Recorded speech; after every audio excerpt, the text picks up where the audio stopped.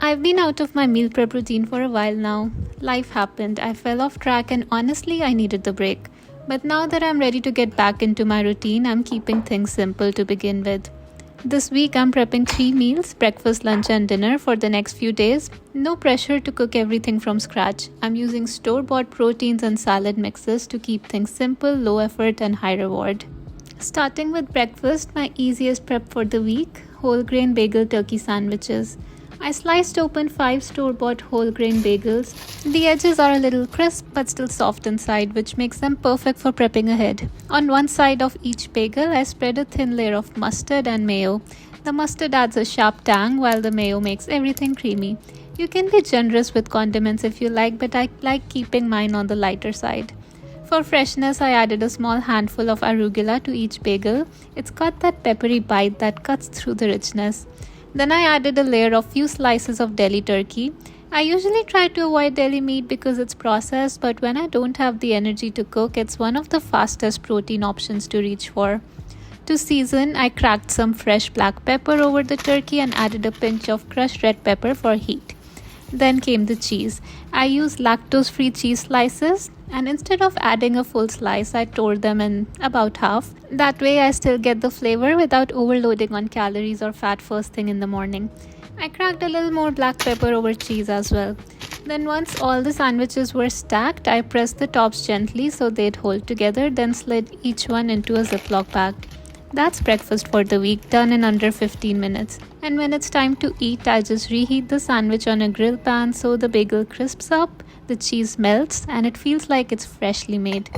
Paired with a cup of coffee, this makes such a filling breakfast to get me started for the day. For dinner, I wanted something cozy and home style but still quick. I made chicken kofta aloo curry with dal roti. I started with my onion tomato masala base. I pureed an onion along with ginger and green chilies. I use a small food processor to do that to make things quick and easy. Then I sprayed some oil on a pan and sauteed cumin and coriander seeds. Once they were toasted, I added the onion ginger puree and let it roast until the onions were cooked. You know it's ready when the edges start to caramelize and the kitchen fills with that slightly sweet onion smell. In the meantime, I chopped and pureed 5 Roma tomatoes in the same food processor.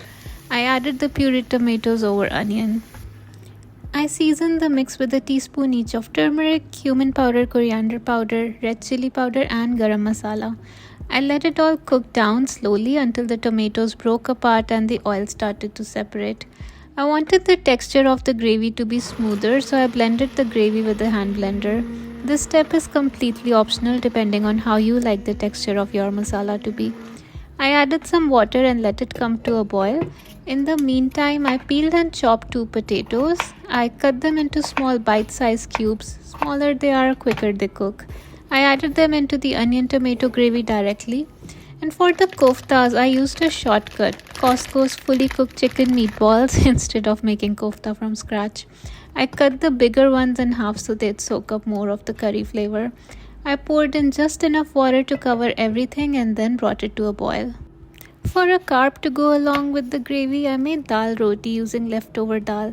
I had been making my comfort meal dal rice non-stop lately but suddenly got bored of it. So I thought I would repurpose some leftover dal into something else. And what better than dal roti? I mashed 1 cup of dal with some onion and green chilies. Once it turned mushy, I added 1 cup of whole wheat flour along with a little bit of water. First, I just mixed it in the food processor, but I couldn't get the texture right, so I moved it into a bowl and kneaded it the traditional way by feeling the texture with my hands. I added a little more flour and kneaded it into a soft dough. I left it aside to rest for a little bit. By this time, kofta and aloo curry was done. The potatoes were soft, the meatballs had absorbed the spices, and the curry was thick and rich. I took it off heat and let it aside to cool down. Next up is lunch. I wanted something colorful, filling, and packed with protein, so I went with Halal cut style bowls. These always remind me of street food: warm turmeric rice, crunchy salad, and juicy chicken kebabs along with a tangy sauce. I started with the turmeric rice. First, I rinsed 1 cup of basmati rice under cold water for a few minutes. After draining the rice, I toasted them for a minute. Then I added my seasonings, including a teaspoon of turmeric, which gives the rice that beautiful golden color, a teaspoon of cumin powder for warmth, and a teaspoon of salt to bring it all together. I added a dash of oil and poured in 2 cups of water. I gave it one last stir, then covered it with a lid and brought it to a boil. Once it started bubbling, I lowered the heat to let it simmer slowly. While the rice cooked, I worked on the salad. To save time, I used a coleslaw salad mix as the base. It's already shredded cabbage and carrots, which means no chopping. In addition to that, I sliced half a red onion really thin, diced up one large tomato and stored them separately. By this time, the rice had completely absorbed all the water.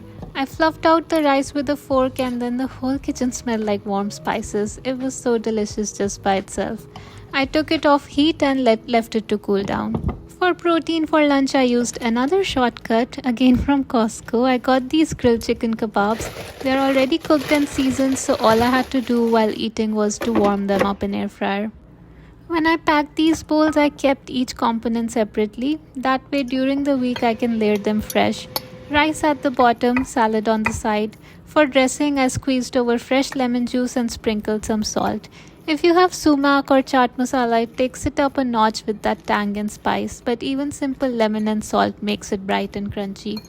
Then added in sliced kebabs on the top after reheating them in air fryer, and right before eating I drizzled in a quick yogurt garlic sauce. It makes the whole thing taste restaurant worthy without much effort. Back to the roti for dinner. I took the dal dough and divided it into small even rounds. Each piece was about the size of a golf ball. I dusted the counter with a light sprinkle of dry flour so the dough wouldn't stick and rolled each one out into a thin circle. The dough was soft and pliable because of the dal and it rolled out really smoothly. Once they were ready, I heated a tawa on medium-high until it was hot. I placed one roti at a time on the pan. Within a minute or so, small bubbles started forming on the surface. I flipped it, pressed it gently and watched it puff up slightly. Those brown spots are the sign of a perfectly cooked roti. I waited for the rotis to cool down before storing them in a glass bowl with a layer of kitchen towel. When I plate this meal during the week, I heat up the curry and roti and serve it with a fresh vegetable raita. Just plain yogurt with chopped cucumber and tomato, a sprinkle of salt and roasted cumin powder. The coolness of the raita balances out the spices in the curry perfectly. So that's my full meal prep for the week. Bagel sandwiches for breakfast, halal bowls for lunch and curry with roti for dinner.